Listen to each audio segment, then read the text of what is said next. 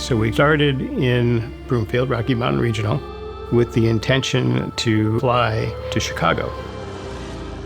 About an hour into the second leg,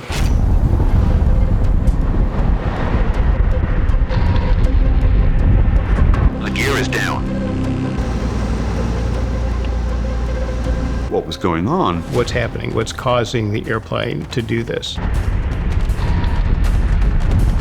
First thing we looked at was the engines. 5 pressures over 10. Everything after an engine failure is less serious. Yeah, looks good here. But the engines were running fine. The hydraulic system pressure was indicating 0. I realized that we had suffered a complete hydraulic system failure. The hydraulic system is the system that keeps the landing gear up, but also controls the flaps and the brakes. The beautiful thing about the DC-3 is that gear will free fall in the event you don't have hydraulic system pressure. At that point, we had the gear down, which was good. But the airplane will not maintain altitude on a single engine with the gear down. And had we had an engine failure at that point, it would have been very serious. We needed to land the airplane.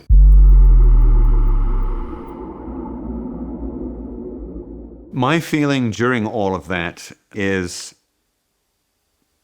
son of a bitch. Again? Once you feel like you understand the scenario, the concern goes down. You're too busy to be really afraid, but you definitely get your attention. There's nothing that we have to do different. The hydraulic system failure is not a dangerous failure directly. The airplane continues to fly the same. It was a manageable situation, but the appropriate thing to do was land the airplane. We initially decided that we were going to go back to Rocky Mountain, but the wind conditions in Rocky Mountain were not ideal.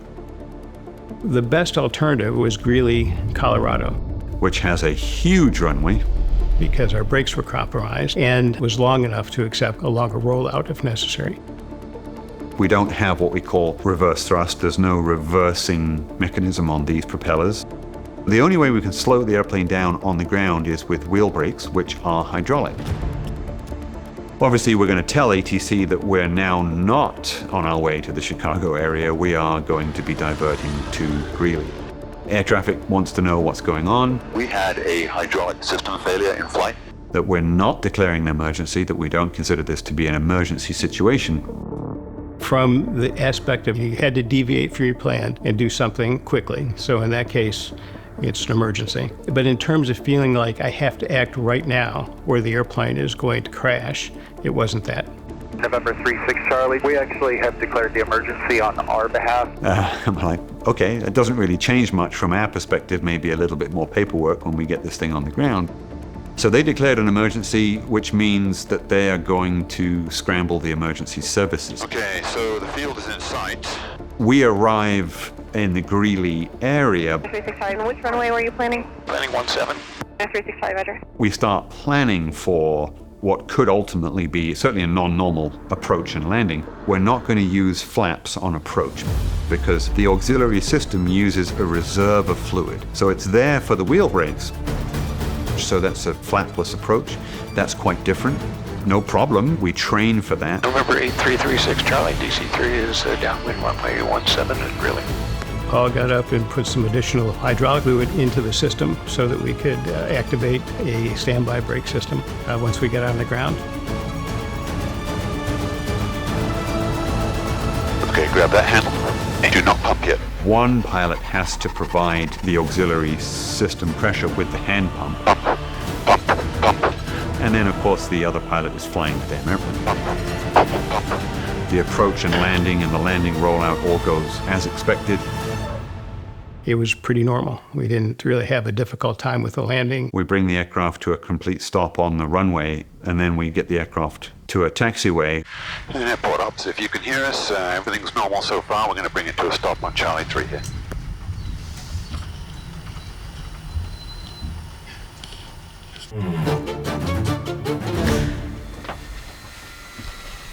You guys want to put a chalk in? As soon as we were stopped and had the airplane chalked, the fire department waved goodbye and headed back to town. We've got hydraulic fluid just flowing out of the airplane, out of the left landing gear wheel well. The identification of the problem wasn't very hard. It's immediately obvious what has happened is we've had a hose failure.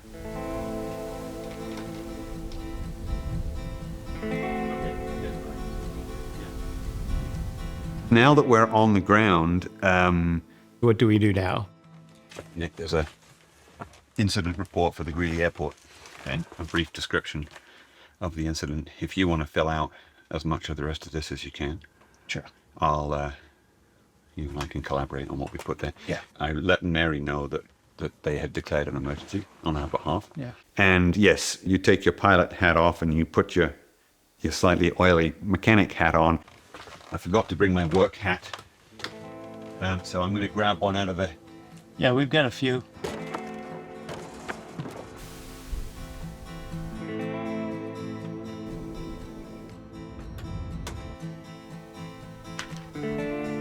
We don't carrying that particular piece of hose. We've got other pieces of hose, but not that one, of course. It's the middle of Sunday afternoon in Greeley, Colorado. It turned out that it was Mother's Day. As a result, everything was closed at the airport, so there was no shops or technicians or places where we could get parts. Despite all our best efforts, we couldn't do it that day.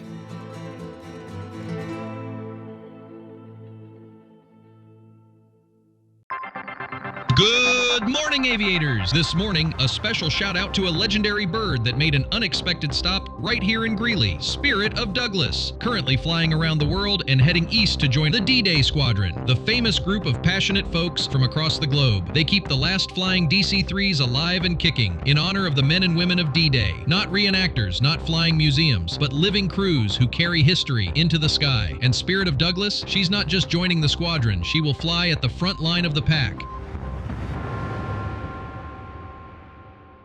The next morning, after everybody got back, it turns out that there's a very good engine shop who was able to manufacture the specific hose that we needed. But the people at the engine shop were very, very helpful as well. They just went out of their way to drop everything, and yeah, it was very nice. And that's one of the incredible things about this journey and other ones like it that I've been involved with. I don't know whether it's the aircraft or whether it's just human nature, but you land somewhere with a maintenance issue and invariably you find a number of people bending over backwards to try and help you. And that's exactly what happened.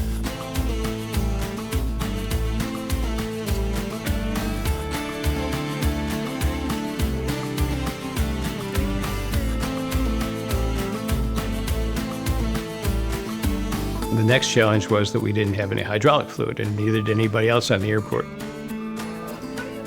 So I actually went down to a store where they carried a brand of hydraulic fluid that was approved in the airplane. So with a remanufactured hose and hydraulic fluid, we were finally able to get out our way.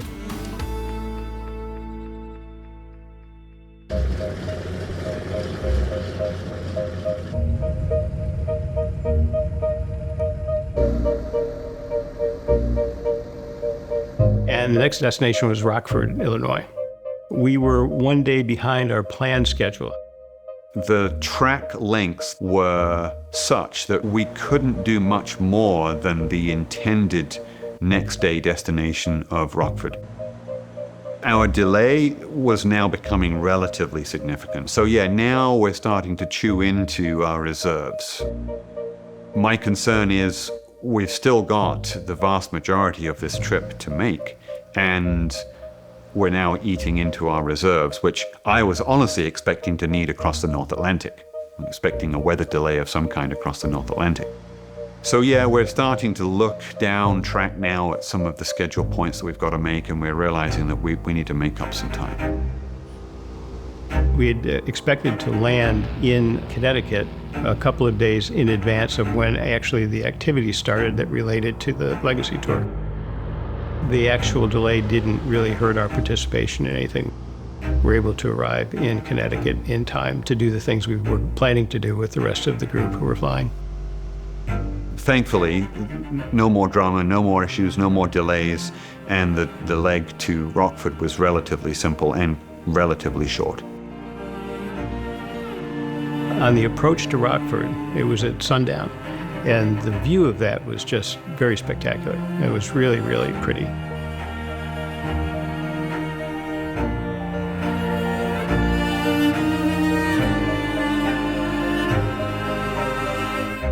In 24 hours on the ground in Greeley, we made new friends, we built professional relationships, we developed new resources. It couldn't have gone any better. You know, from a bad situation, we made the very best of it. Right. Anytime you go to an airport, people will walk out and want to see the airplane, want to know about it, want to learn about it. And I think that if you kind of respect that and give them time and talk to them and give them the ability to look on the airplane and so forth, it creates a great deal of kind of loyalty, even if it's short term. And plus it's nice to do. You know, it feels good. And it feels good for us, feels good for them. And having people that were willing to engage with them about the airplane made it even more special.